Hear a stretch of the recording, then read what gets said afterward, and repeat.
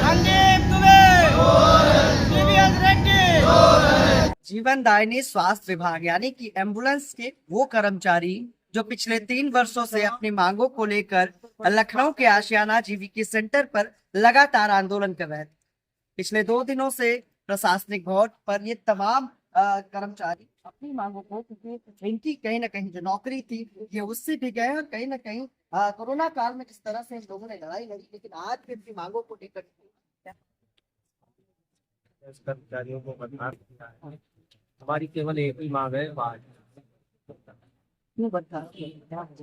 ये कंपनी लगातार भ्रष्टाचार कर रही है, फर्जी केस कराती है। उत्तर प्रदेश की जनता की गाड़ी कमाए का पैसा हैदराबाद ले जा, जिसमें एम्बुलेंस में हर कर्मचारी जो कार्यरत है उनको एक टारगेट दिया है कि आप 40 केस करिए, 50 केस करिए। ये 40-50 केस में ये फर्जी बिलिंग करा के ये सरकार से पैसा वसूलते हैं।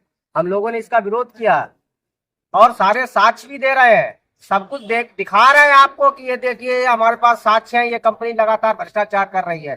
लेकिन ना कोई हमारा शासन में सुनने वाला है, ना कोई प्रशासन में सुनने वाला है, ना ये भ्रष्ट कंपनी सुनने वाली है।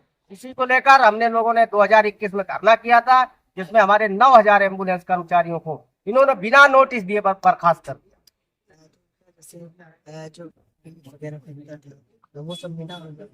पीएफ का पैसा, एसआई का पैसा और ग्रेजुटी का पैसा कुछ नहीं दिया, सब गबन कर गए। अभी तक कोई इनके अधिकारी तक मिलने नहीं आए। अभी हम लोग स्वास्थ्य मंत्री जी से मिल के आए हैं तो उनका कोई पॉजिटिव जवाब नहीं है।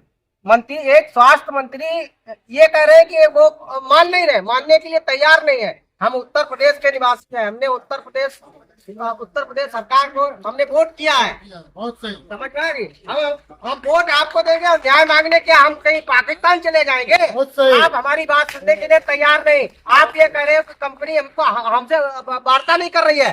कंपनी एक जीवीके कंपनी, एक 2 पैसे की कंपनी, ये उत्तर प्रदेश में लगातार भ्रष्टाचार करके है। और सरकार ये कह रही है, स्वास्थ्य मंत्री ये कह रहे हैं कि ये कंपनी हमारी बात नहीं मान रही। भाई क्यों नहीं बात मान रही है? हम कोई एलियन है? अब तक मुझे समझ में नहीं आ रहा है कि सरकार बड़ी है, कंपनी बड़ी है। वैसे क्या उम्मीदें हैं?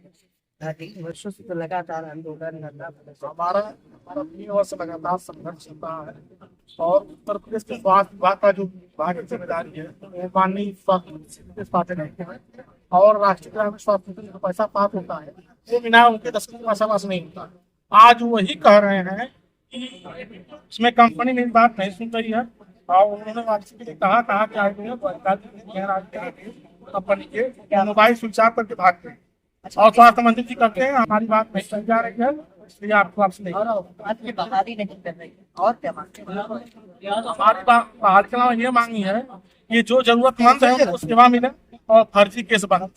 जो आधार कार्ड के माध्यम से या मोबाइल नंबर नोट करा के फर्जी केस कराया जा रहा है, हमारे उत्तर प्रदेश के जो है एक्सीडेंटल मरीज रोड में मर रहा है और ये फर्जी केस में गाड़ियां भी मिल रही है, क्योंकि पर केस इनको 36 रुपया मिल रहा है और 36 रुपया के लाभ के चक्कर में ये फर्जी केस करा रहे हैं।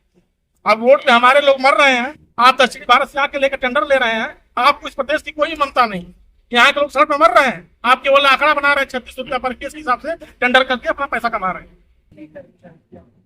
9000 हमारे एम्बुलेंस कर्मचारी जो है ये मिनिमम वेज और श्रम कानून का जो हमारा समझौता हुआ था 2019 में, उसी को लागू कराने के लिए वो धरने पे धरने के दौरान इन्होंने 9000 एम्बुलेंस कर्मचारियों को बर्खास्त कर दिया बिना नोटिस, जो कि हमारा श्रम विभाग में रजिस्ट्रेशन हुआ था, उन्होंने रजिस्टर्ड थे।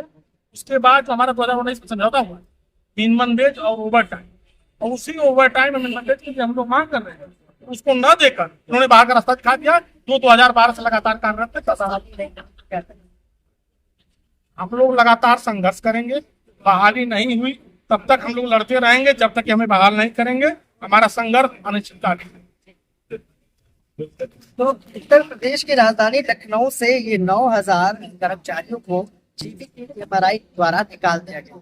इनकी मांग है कि इनकी बहाली किया जाए या कहीं ना कहीं इनके जो पीएफ है, जो भुगतान बकाया है उसकी भी कहीं ना कहीं बिना नोटिस के इन सभी को निकाल कर सड़क पर फेंक दिया गया।